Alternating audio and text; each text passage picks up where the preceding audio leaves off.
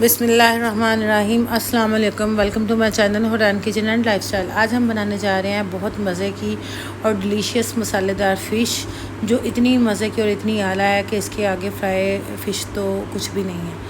इतनी मज़े की और चटपट बनती है कि अगर आप इसको ट्राई करोगे तो आपकी फैमिली बार बार इसको बनाने के लिए कहेगी। इतनी मज़े की और शानदार बनी थी कि बिल्कुल नहीं टूटी थी और बहुत मज़े की बनी थी। चलिए हम अपनी रेसिपी स्टार्ट करते हैं। बिस्मिल्लाहिर्रहमानिर्रहीम।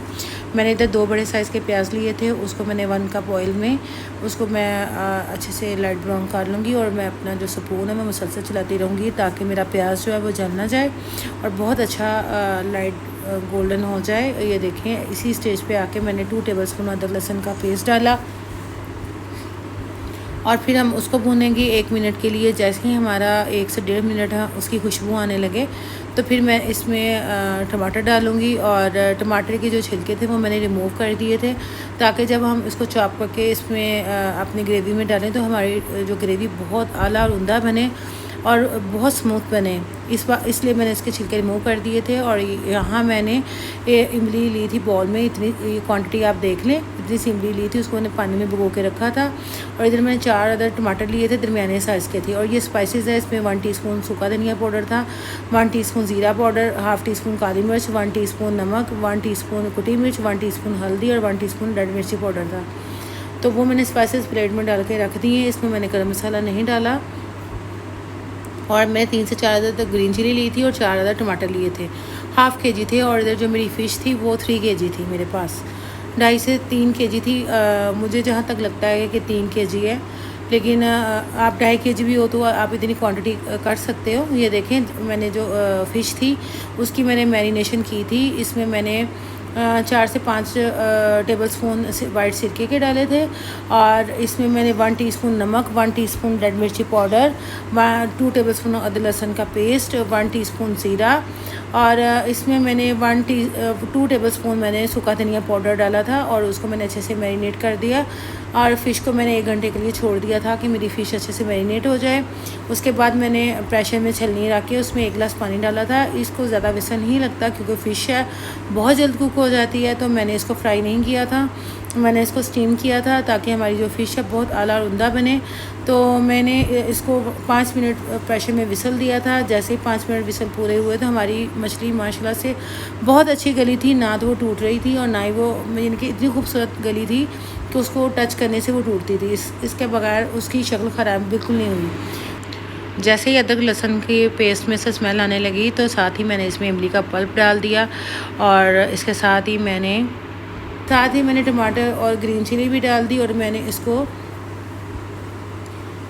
इसको अच्छे से मिक्स किया तेज़ आंच पे। जैसे ये पकने लगा तो मैंने इसको दम पे छोड़ा था, लेकिन इस स्टेज पे आके मैंने साथ ही स्पाइसेस डाल दिए थे।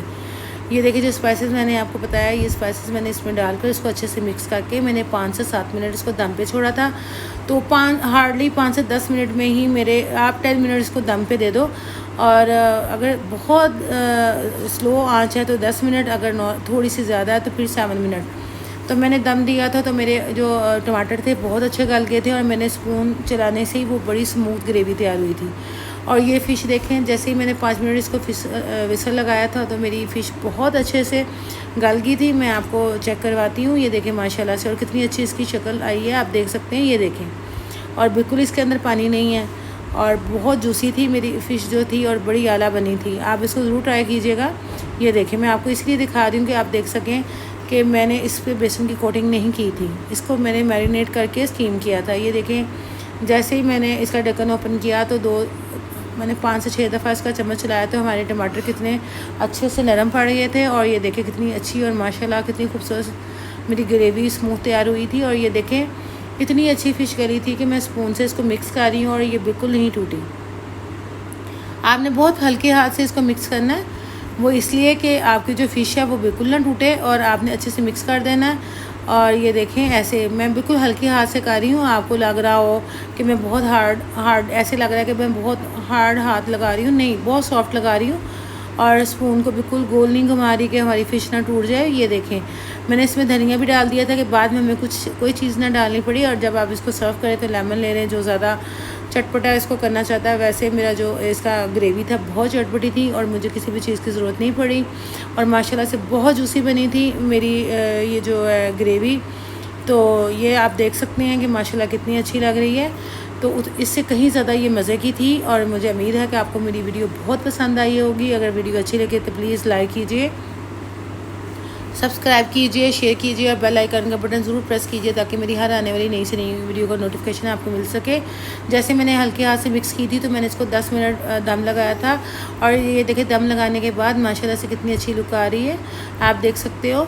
तो प्लीज़ मुझे फ़ीडबैक ज़रूर दिया करें। अगर आप मेरी रेसिपी ट्राई करें तो मुझे बहुत अच्छा लगेगा।